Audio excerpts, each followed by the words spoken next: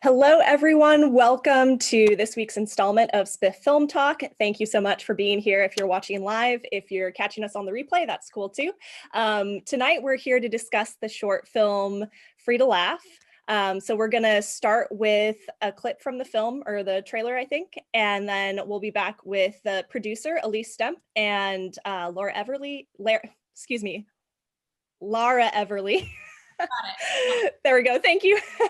We'll be back to talk about it after the clip. I've been incarcerated 4 times. In and out of county jail for the past 16 years. 8 years and 5 months. A little over 20 years. I was arrested when I was 18 years old. This is day 1 of a 3-day comedy workshop. Who here has overcome addiction? Okay, who here has had challenging family upbringings? Okay, so every single person in this room has a story in them. We're gonna teach you stand-up. Give it up for Galinda. Look up. What really surprised me today was how easy I could get up behind a mic. When I wasn't sober, my intimate times used to be like a herbal essence commercial. Now that I'm sober, it's more like a dandruff shampoo. My life has been so troubled, and so I've experienced so much sadness and sorrow, and humor has just set me outside of focusing on that.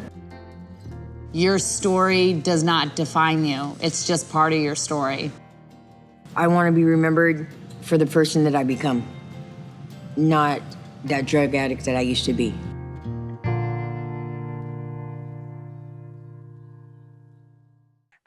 Thank you guys so much for being here. And yeah, wow, let's talk about this. So give us a bit of background about how this project sort of came together and how you found this program in these group of women, and just kind of when the idea of making that all into this film came about. So this actually started as a one-off episode for a web series on Oprah.com, and we were supposed to shoot inside of a women's prison, and Elease and I spent a lot of time doing all that pre-production and red tape and stuff to make that happen. And then it looked like it was going to happen, and then at the last minute we got a cease letter from Sacramento saying that we can't film in the women's prison. But we had, sorry, my ring light is... There it goes again. It's very dramatic. It was a nonprofit to house women on parole and probation, or women that were finishing out the ends of their sentences that had been on good behavior, and so they were able to leave the system. Unfortunately, the whole thing has folded since then. Is that right, Elease? Yeah, they ran out of funding essentially. Right. For the program, and it's really yeah. Oh, sorry. Oh no. Go ahead. I was gonna say, it's sort of becoming the story of like second chances and like reinvention, because working with women that had just been released from prison took on its own storyline versus women that were currently incarcerated. But it wound up, I think, being a blessing in disguise, because what a neat time to do something out of the box and out of your element, you know, when you're just like right on the brink of a newfound freedom and, you know, new opportunities to like start again. And so these women were in like a really cool, vulnerable place. But we did the cut for Oprah, and both Elease and I and the editor and everyone on the team was like, oh, there was so much more that wanted to be told. Like we had to leave so much on the cutting room floor due to runtime. And so we wound up editing together this longer version, which was what premiered actually at the Santa Barbara Film Festival. And we were also able to tell a story outside of the confines of the web series, which had an umbrella message of gratitude, because there was so many, there's always the story you set out to tell in documentary filmmaking, and then the story that naturally rises that you don't necessarily expect. And Elease and I are both moms, and, you know, I didn't go into this with any intention of this being the through line, but the through line that kept coming out when we interviewed the women no matter what their crime or their past or history was a loss or of the connection or a desire to reconnect with their own mothers or their own children. There was like this whole other kind of the power of motherhood that kept really wanting to be told that we didn't get to tell in the Oprah version. So we got to let that really breathe because it authentically wanted to in this version. Yeah. Elise, did you have anything to? Well, what Lara won't say is that she was secretly pregnant while filming this. And so she was even, you know, kind of, it took on like a more meta level for her. But like she mentioned, as we were getting these stories on film, you could just feel these women like wanting to heal, wanting to become better because they wanted to be role models. Like they wanted to just, you know, reconnect with some of their loved ones that they lost touch with. I mean, some of these women were incarcerated for, you know, 10 years or more, lifers as they call them, over 25 years. And they hadn't seen their daughters or children in all of that time. I mean, one woman, I think it made the cut, even made the comment that if she were standing next to her son on the street today, neither of them would recognize each other. And that broke our hearts. So this story did evolve in the edit room, or while filming actually. And Lara probably had a bunch of, you know, maternal chemistry going on in her, and she manifested it through her directing. Yeah. Not to cry during like every single interview because I was like so hormonal and emotional. And then these women are telling these stories that are just, you know, heartbreaking under any normal circumstances. So I was a very, and I was the interviewer. So I was the one holding space for these stories. And I try to be as, you know, open and non-judgmental and just, you know, truly just a listener in its purest form. But it was hard not to just sit there like crying. See, that's funny because as I just personally like have gotten a lot more okay with just being like vulnerable with my emotions. And like in the last 2 film festivals, I've definitely teared up while doing Q&As about films. I've multiple times this last film festival, and like one very obvious time 2 years ago. And it's interesting because like bringing that energy to an interview does sort of have an interesting effect.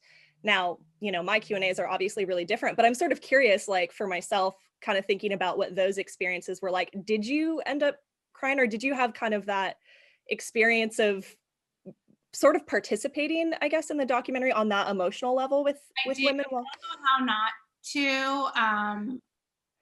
I mean, I for better or worse, that's the kind of filmmaker I am. I was like crying like on and off throughout all the interviews. And then that was like a big shift when we were doing the improv and the stand-up, and it just felt like this like cathartic release. And then like one by one, we would, you know, pluck one of the women away from the workshop and do an interview. And so it was this like this sort of yin and this yang happening, which was cool because that's kind of what we were exploring in there anyway, how you know, comedy and tragedy, the melancholy, are really cousins of each other, and how like closely connected they are anyway, and how those synapses are you know, constantly bumping up against each other in like our emotional life anyway. So but yeah, I mean, I just wind up receiving all of it. I mean, I just did a doc series, Milk Money, last summer, and I cried filming every single episode. Like there wasn't one I didn't cry at some point filming, and I just was like, oh well, I just gave up. I was like, I just accepted it, that I was going to cry at some point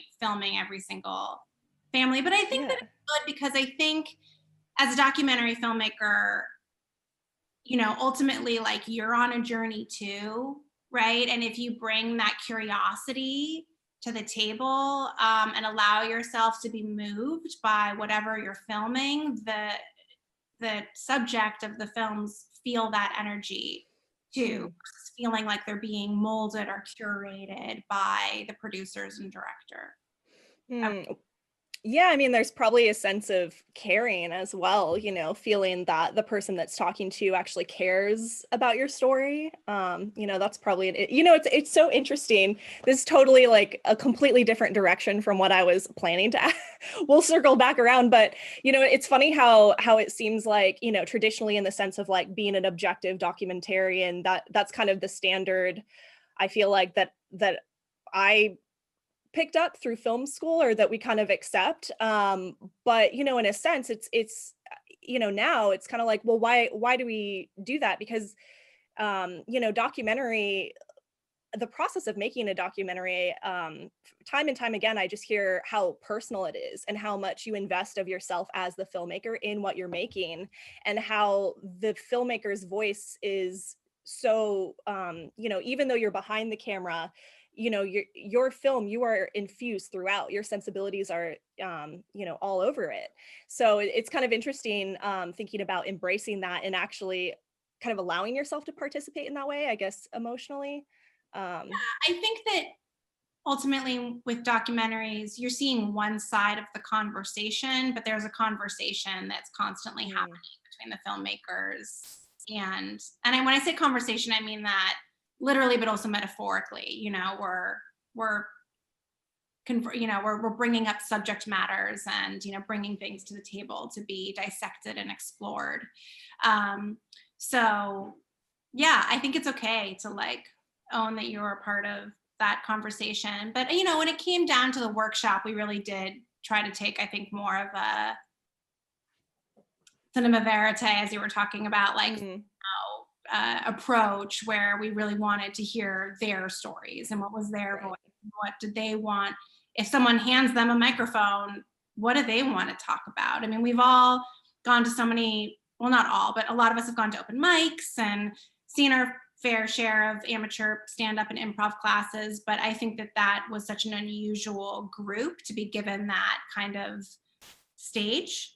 And a lot of them had never, this was interesting to us, they had a lot of stage fright when we performed at the end for their small group of friends and family. And one of the things that came up, and Elease was like a total angel, talking some of these women back into doing what they had prepared. But we all grew up, for the most part, having the privilege of performing in some capacity. We've done a school play. We, even if it wasn't our thing, we did something. We did a talent show at summer camp at one point. We had, we were speech, like there was for class. Yeah. A lot of these women did not have these childhoods. They like grew up homeless. They grew up living in cars. Like they grew up in abusive families. This was literally, for some of these women, the very first time they had performed anything, like in front of an audience. And that blew our mind. I mean, that was just, my privilege right there, like not even thinking about what a big deal this was for them. So it wasn't even it was about, what is their voice? What do they want to say? And it was so interesting and refreshing hearing, stand up, not about like, what the DVR or whatever, but it was about like, your parole officer and like all those things. And then also just the bravery that it took for these women to perform at all was such a huge thing that I really underestimated. We just didn't even think about what a big deal it was. Yeah.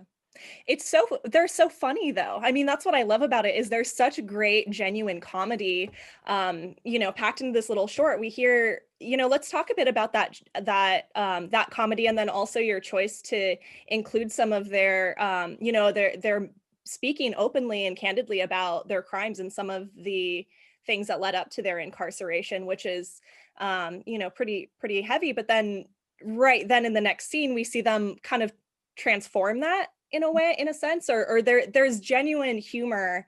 So can you talk a bit about that choice of kind of combining those two? Or did you ever think about not revealing what crimes had been, what their crimes were that had incarcerated them? Or Elease, do you remember in the Oprah cut, did we have what crimes they did? We might, maybe one woman, like, I think we dialed it back. Yeah, a lot of the women, I think, I mean, from what they've gone through already, part of their openness comes from sort of all of the counseling they have to go through during, you know, their incarceration. They have to talk to their parole officers, they have to talk to their lawyers, they have to talk to a good number of people. So part of their openness, which again, you know, like Lara said, that surprised me, is already sort of in them. Like they weren't shy to really share any of it. So, and of course we got releases for everyone so we could share their story. Yeah.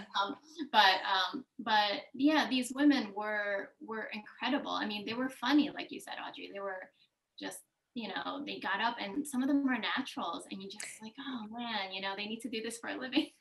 Yeah, absolutely. I think like a part of it too is like when you ask about like our decision to include both, I think it's like important to, I think what we're hitting on is like, we're not just one story. You know what I mean? Like, I'm not just a mom, I'm not just a director, I'm not, like, there's so many different roles that we play. And like, there easily could have been a story where it was like, just this woman talking about, you know, a life sentence for manslaughter or whatever it is, but like, she's so much more than just that story. And so it was like, I think it was really nice having the contrast of seeing these women talk about some of their darkest moments and regrets and things that they have overcome, things that feel like a past life to some of them, or even things that, you know, they're still working through, you know, where they felt like they were, you know, shoved into a situation where they were, you know, had to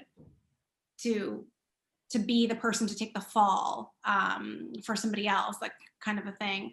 But you know, we're all so much more, we're such in a compilation of so many stories. And so I liked having the contrast of hearing what got them incarcerated, but then also hearing what they, you know, chose to stand to talk about and stand up and everything else. Cause you know, we're all some of our parts. And so. Right. Yeah. Yeah. So when it came to actually going in just more of the kind of technical side of filming, what was your crew like, and what were kind of the resources and some of maybe the initial challenges filming there? It sounds like, I mean, aside from the prison falling through, but you know, it sounds like a lot of your subjects were really open, but you know, was there anything else that proved to maybe be a challenge with getting in there and documenting this? Well, I mean, I can speak to the beginning because I was part of the 16 episode series in which, you know, Frida Laugh came from. And beyond the prison, just, well, their reason for not letting us film was that they were afraid we'd paint them in a bad light, which I mean, is fair, but we were, you know, filming the women, but either way, they decided they didn't want to take that chance.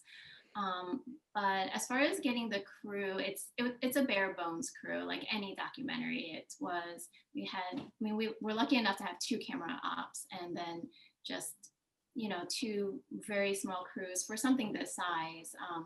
And Lara came and, you know, essentially directed both cameras at once because she was doing the interviews in another location while we were, you know, filming the workshop. So she was going back and forth.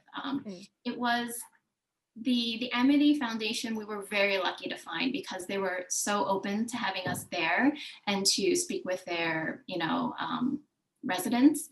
We actually did a preliminary meeting with anybody that was interested. We had actually put out like sort of an open call, and people came and they signed up and they wanted to participate because this was a type of therapy that we were offering essentially, and something very outside the box, as Lara said earlier. And but once Amity Foundation came in to place, I think everything else was fairly easy outside of getting through the filming days, which, you know, were very emotional. We were vulnerable.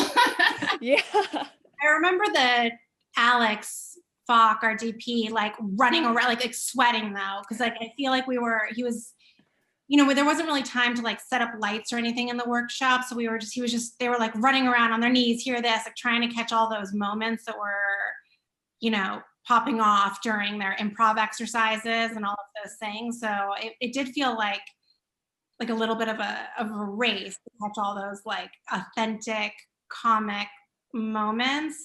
Which comedy can be hard to capture on film. You know, these women weren't used to being filmed, so I think it's really good, like Elise said, that we took a day to introduce ourselves before we showed up and put a camera in their face.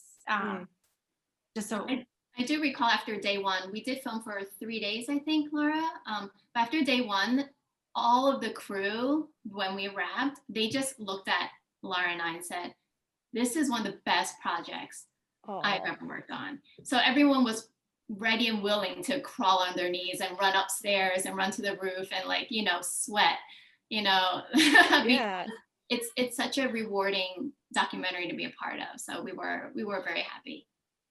Yeah, I feel like you get there's so much joy that comes through watching this, you know, and I think including some of the heaviness is what kind of punctuates the joy in a way, I guess.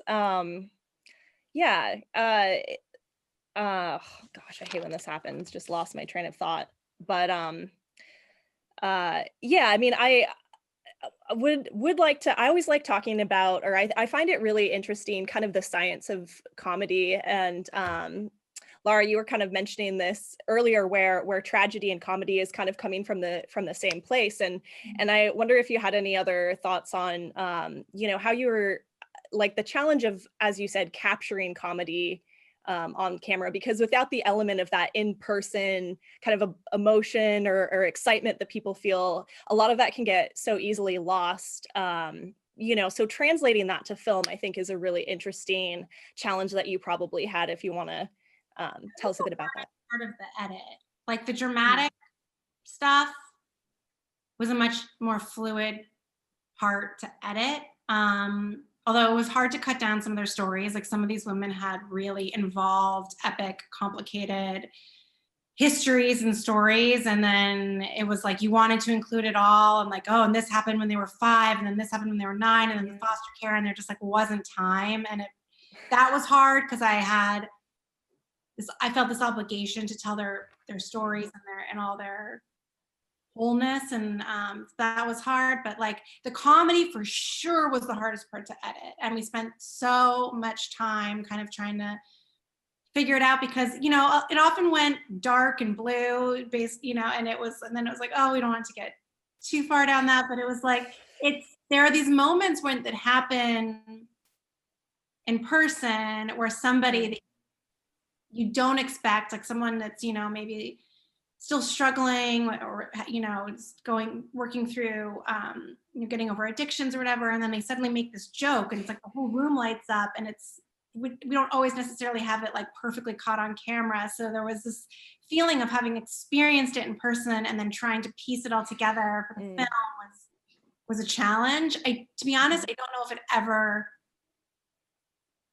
I don't know if we ever fully replicated what it felt like to be in that room and like see some of these women make these leaps and these jokes and these connections. And, you know, that like, at the end of the day, there was like, I haven't laughed this much in like 10 years, 20 years, and like how rewarding that was to them. But we tried to do to capture the essence as much as we could within the film. And, you know, I just think it's cliche, but I think that comedy is just such a huge coping mechanism. You know, I think it's our way of processing.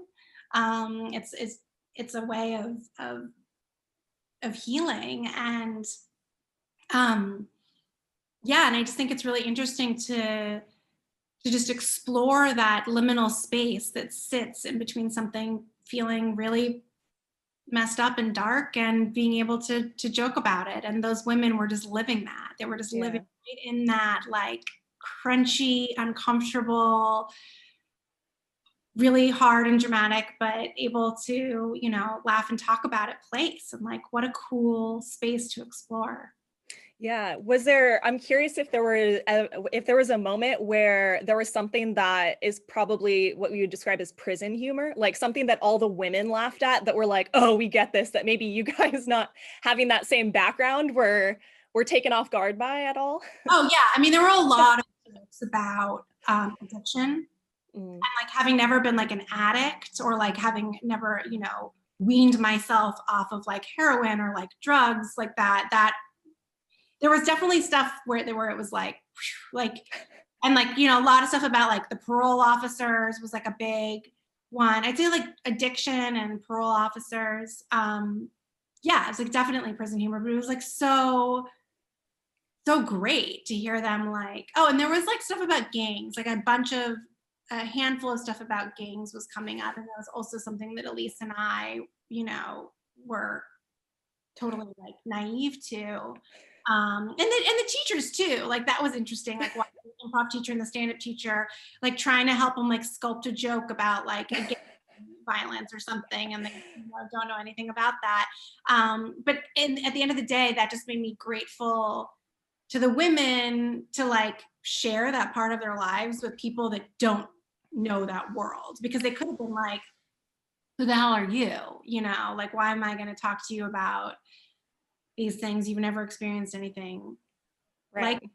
I mean, I think at the end of the day too, it's just really refreshing to bring comedy to an unexpected topic or an unexpected group. And there are a lot of documentaries about the incarcerated community, but there are very few documentaries where they are bringing comedy to the incarcerated community. That's not like a typical mashup. So it was nice to, you know, literally like hand them a microphone and be like, what do you have to say? Yeah, it seems like kind of a genre of comedy that is probably needed. We still want to go inside of a prison. I mean, it's going to be difficult now in the pandemic, but you know, for a while we had some balls rolling, and you know, maybe one day we'll do a feature doc inside of a women's prison and actually get to like explore the community and the moment of being currently incarcerated and bring a longer workshop to that community and actually get to like stay a while and follow that journey. Yeah. So have you stayed up to date?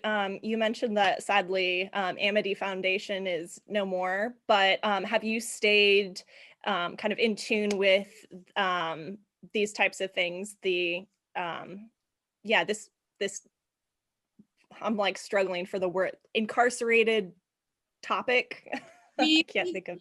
Touch with a handful of the women, and a handful of the women came to various film festivals that were local, which was great. I mean, it's a mixed bag of what we have to report. Like some of the women are not doing well and wound up back in prison or on the streets. And then some of the women are doing really well and we're like Facebook friends. And I can see that, you know, some have gotten married, some have gotten like, you know, a steady job, and it's, so I'd say it's like 50-50 as far as like doing well and not doing well. But I think those are the real numbers. Those are the odds. Like I would say probably, you know, 50% or more of women and people that are released from prison wind up back in prison because they don't have the resources to set up their life again. And that's what Amity was setting out to do, get people their GED, give them a home so people don't get released and immediately wind up homeless and, you know, doing things that are illegal to get by and survive. So Amity was there trying to provide those resources. Yeah. Right. Yeah, I guess that's kind of what I was thinking is the resource end of it, which Elease, if you're familiar at all of like, have you kept an eye on any resources that are maybe comparable or somewhere? I guess if anyone, you know, like myself is looking for somewhere to donate or look at, you know, certain programs that we can advocate for, is there any awareness of kind of that realm that either of you have? Well, I know that Amity Foundation did have several locations. I know there was one in like, I think New Mexico. I'm not entirely sure if that one's still being funded. But I'm sure there are some resources that are available. I mean, the downtown LA like Women's Shelter or Women's Center, they offer residential services because as Lara said, they need these addresses, you know, for job search, you know, for like collecting, you know, any public assistance. It's really critical, like and to vote now. Yes, and to vote for sure. So so unfortunately we don't have those resources at hand, but I'm sure maybe a quick search on the internet might, provide you. There's an organization called the Women's Freedom Center that helps women. It's a lot of women that were formerly incarcerated helping other women that are incarcerated. But without getting too dark, there's a lot of, if you take a deep dive, messed up, it's a pretty broken system, especially for women that are incarcerated. And I just highly encourage people to figure out some kind of, to donate or to support prison reform, because there's some really messed up things that are going on. And I think the one thing that Elease and I walked away from learning was, specifically with women, it just detonates a bomb in a family. So so much more than when a man gets incarcerated, because so many of these women were the primary caretakers. And I'm not trying to be stereotypical, it's just what it was. And then when they got incarcerated, they lost their children. And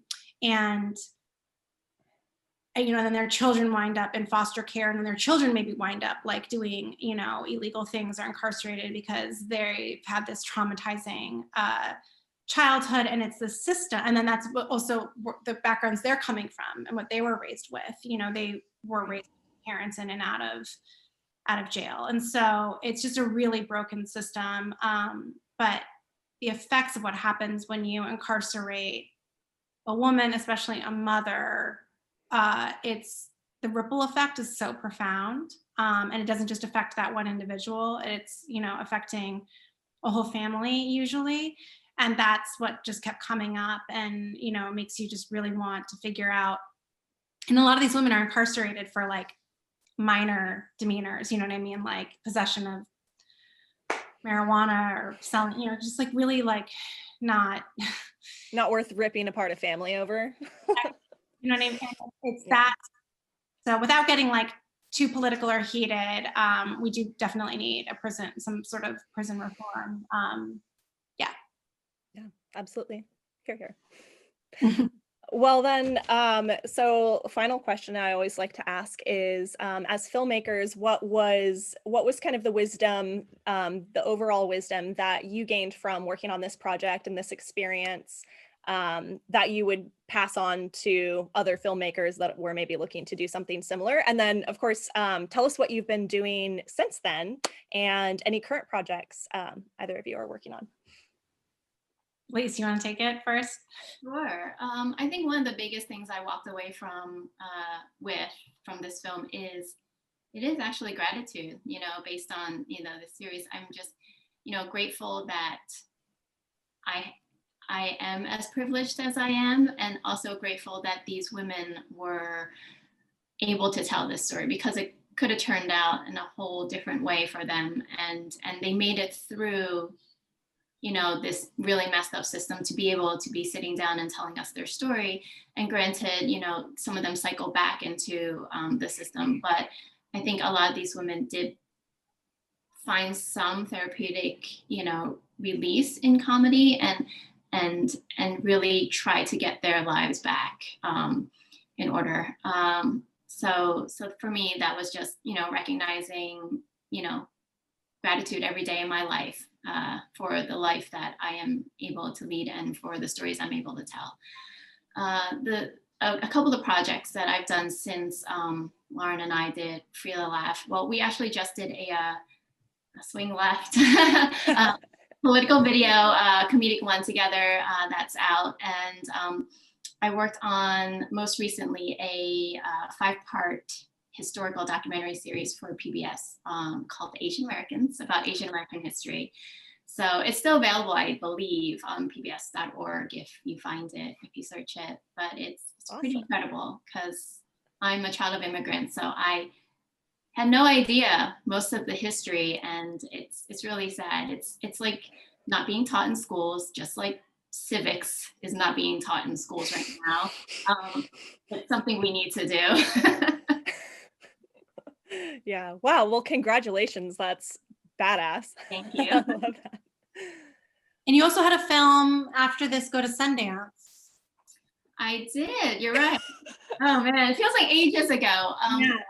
I actually, yeah, we premiered a doc called Inventing Tomorrow, which follows 3 groups of high schoolers who are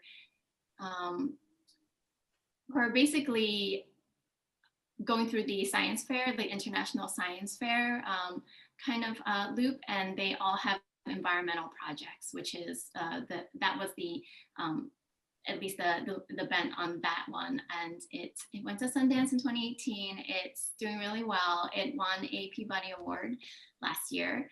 And yeah, it was amazing because I would say that the entire the producing team and the director were all female. So it was very empowering to follow these group of kids that are hopefully going to save the world. You know, climate change is real, people. And these, you know, these women that I worked with were amazing too. And yeah, I think it's out there somewhere, available to view right now. Awesome. Did you know, Elise, that I went to the California State Science Fair when I was 12, and I won 3rd place with an environmental science experiment. It was about crude oil spills. That is amazing. It was like my big major nerd moment, but I was like at the California State Science Fair.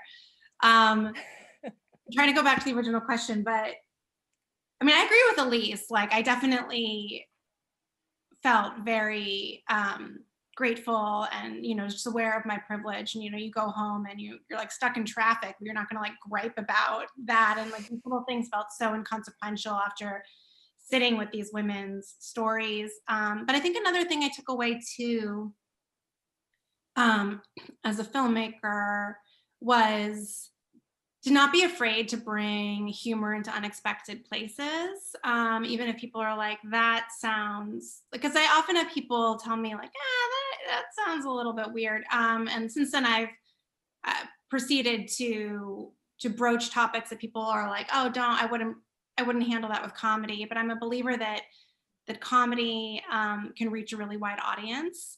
And I did a short that went with Scary Mommy that went viral about gun safety and gun storage, but we did it was a comedic video, and it went viral and it got a ton of views, and you know, people on both sides of the coin were responding, oh, this was so great. And so I'm working on another project. I'm working on several projects that are like darker subject matters, but approaching it through the lens of a more comedic viewpoint, and, you know, being comfortable sitting in the discomfort of like that mashup, and that there's a world where those things can coexist and coexist really beautifully. Yes. And what am I working on now? Well, I mentioned I did this 10-part series called Milk Money. It's on a website called Million Stories. I'll be putting it on my website too shortly, so you can check it out there. And I'm part of the NBC Female Forward program this year. So I've been doing those seminars and mentorship, and I'll be directing an episode of the TV show Good Girls. Congrats. Thanks. Yeah, it's fun. Yeah, this has been a really great, really fun conversation. Elise, Lara, thank you guys so much for being here. And, you know, keep the anxiety to a minimum. There's a lot of exciting things going on in the world right now. So my teachers have been like coming in this whole time, like with like news updates and things. Oh no. Focus. All right. Well, thank you guys so much for being here. And we'll have another film talk ready next week, next Thursday at 6 p.m. And we hope to see you all then. And you two have a great night. Thank you so much. I appreciate it. Oh, of course. Bye. Bye.